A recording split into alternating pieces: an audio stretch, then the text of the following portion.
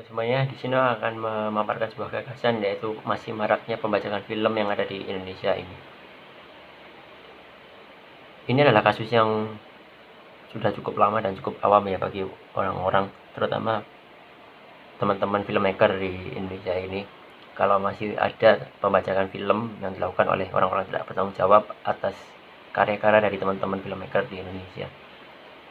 Yang sebenarnya ini sudah dilindungi oleh pemerintah melalui Undang-Undang Hak Cipta gitu. Dan juga di bioskop itu juga sudah menetapkan aturan untuk tidak merekam dan juga tidak membawa kamera apapun selain handphone ya. Dan handphone pun tidak boleh digunakan selama pemutaran sebuah film, baik itu digunakan untuk merekam atau hal-hal lainnya. Jadi tidak boleh ada perekaman yang terutama dalam sebuah film.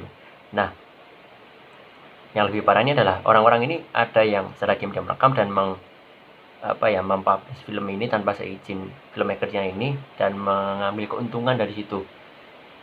Dan orang-orang pun juga ada juga yang menonton film ini secara online atau secara streaming gitu istilahnya, dengan download secara streaming. Yang itu yang jelas pasti itu merugikan filmmaker sendiri karena tidak mendapat masukan dari situ. Lalu juga tidak ada istilahnya apresiasi atau penghargaan bagi filmmaker tersebut. Jadi itu sangat merugikan sekali buat filmmaker di Indonesia ini, yang dimana perfilman di Indonesia ini masih bertumbuh dan perlu support dari warga-warga Indonesia juga ini untuk menghargai sebuah karya seni, terutama karya seni film ini. Yang saya herankan ini kalau mungkin kita sebagai orang awam juga, kita kan juga ya sekali dua kali lah kita pasti juga sering juga mendownload film di situs online gitulah.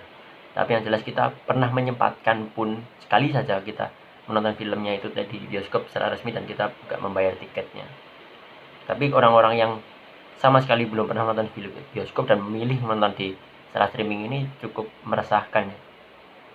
Padahal kalau misalnya mereka tidak suka pergi atau menonton di bioskop, mereka menonton di rumah pun juga ada layanan yang resmi gitu, seperti Netflix gitu kan, menayangkan film-film mereka dan mereka harus membayar untuk memberikan apresiasi kepada filmmakernya.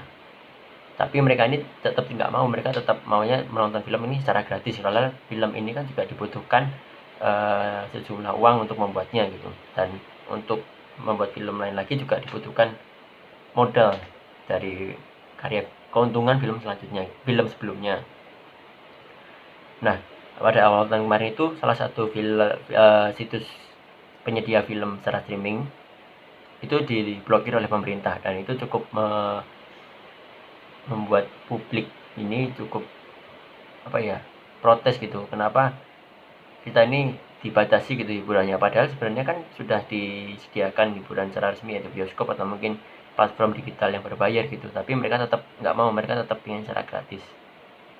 Nah, ini menjadi masalah cukup harus diwaspadai juga bagi teman-teman semua, dan filmmaker dan mungkin juga publik juga harus melek akan ini, karena bagaimanapun filmmaker ini juga butuh apresiasi dan juga butuh penghasilan dari film-filmnya ini.